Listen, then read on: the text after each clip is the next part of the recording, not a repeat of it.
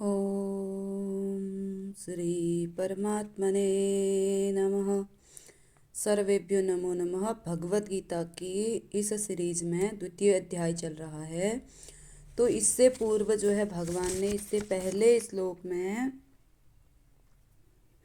अर्जुन को बताया कि दुख और सुख में किस प्रकार से जय विजय में समान रूप से रहना चाहिए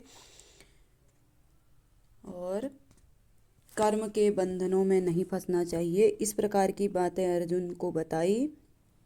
उसके बाद अब भगवान आगे निश्चयात्मक बुद्धि किस प्रकार की होती है वो कह रहे हैं। व्यवसायात्मिका बुद्धि एकेह कुरु नंदन बहुशाखा ह्यन्ताश्च बुद्धयो अव्यवसायिनाम्। व्यवसायात्मिका बुद्धिरेकेह कुरु नंदन बहुशाखा ह्यन्ताश्च बुद्धयो अव्यवसायिनाम्। भगवान कह रहे हैं, हे अर्जुन, जो निश्चयात्मक बुद्धि होती है यानी कि इस कर्म योग में निश्चय रूप से जो लगी हुई जो बुद्धि होती है वो एक ही होती है। और बहुशाखाई अनंताश्च बुद्धयो अव्यवसायी नाम। अव्यवसायी यानी कि जो इस कर्म योग में जिनकी बुद्धि जो है स्थिर नहीं है वो अव्यवसायी लोगों की बुद्धि जो है बहुशाखाओं वाली होती है। अर्थात उनकी बुद्धि एक जगह पर स्थिर नहीं रहती है, कभी उधर भागते हैं कभी उधर भागते हैं, इस तरह की बुद्धि होती है। जबकि जो व्यवसायत्मिका बुद्धि होती है, जो निश्चयात्मक बुद्धि होती है, वो जो होती है एकदम निश्चित होती है एक ही स्थान पर। जैसे आज की डेट में भी यदि देख लिया जाए तो विद्यार्थी जैसे एक निश्चय बना करके आदमी नहीं चलता है, विद्यार्थी नहीं चलता है, मुझे क्या करना है, तो वहाँ भी फॉर्म भरेगा वहाँ भी फॉर्म भरेगा वो भी करेगा, लेकिन लास्ट में किसी चीज़ में भी सफलता नहीं मिलती है। तो यही चीज़ है, विद्यार्थियों को भी अपनी बुद्धि को इस श्लोक से प्रेरणा लेकर के निश्चयात्मक करना चाहिए और एक स्थान पर निश्चित कर लेना चाहिए, अवश्य ही सफलता मिलेगी। ये भी हम इस श्लोक का भाव ले सकते हैं। उसके बाद अगले में कह रहे हैं, ये 3 श्लोक हैं, तीनों का सम्मिलित रूप से अर्थ हमें प्राप्त होगा। यामिमां पुष्पितां वाचं प्रवदन्ति विपश्चित वेदावाद रथा पार्थ नान्यदस्ति वादिनः। यामिमां पुष्पितां वाचं प्रवदन्त्य विपश्चित वेदावाद रथा पार्थ नान्यदस्ति वादिनः। कामात्मनः स्वर्गपरा जन्मकर्म फलप्रदां क्रियाविशेषबहुलां भोगैश्वर्यगतिं प्रति। कामात्मनः स्वर्गपरा जन्मकर्म फलप्रदां क्रियाविशेषबहुलां भोगैश्वर्यं गतिं प्रति।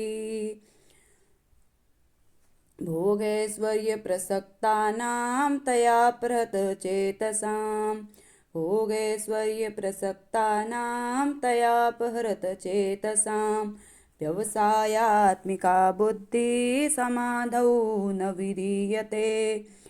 अब जो है भगवान कह रहे हैं कि किस प्रकार के लोगों की बुद्धि परमात्मा में निश्चित नहीं होती है। वो कैसे लोग होते हैं? वो लोग जो भोगों में तन्मय रहते हैं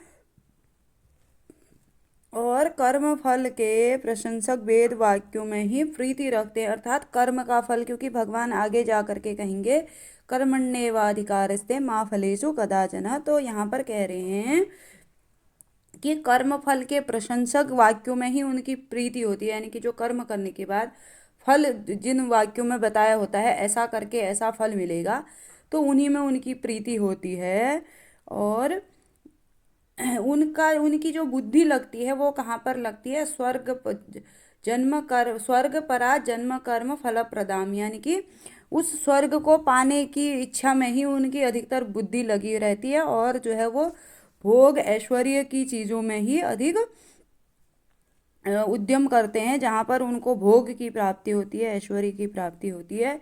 ऐसी चीज़ों में लगे रहते हैं और वो क्या करते हैं, अन्य लोगों को भी कर्मफल इत्यादि के विषय में ही अपनी वाणी के द्वारा कर्मफल की ऐसी मीठी मीठी बातें लोगों को बताते हैं और उन लोगों को भी भोग ऐश्वर्य की तरफ मोड़ते हैं। तो ऐसे जो लोग हैं उनकी बुद्धि जो होती है वो व्यवसायत्मिका नहीं होती है, अर्थात निश्चयात्मक बुद्धि नहीं होती है, क्योंकि वो जो है कर्म के फल में ही उनका ध्यान रहता है।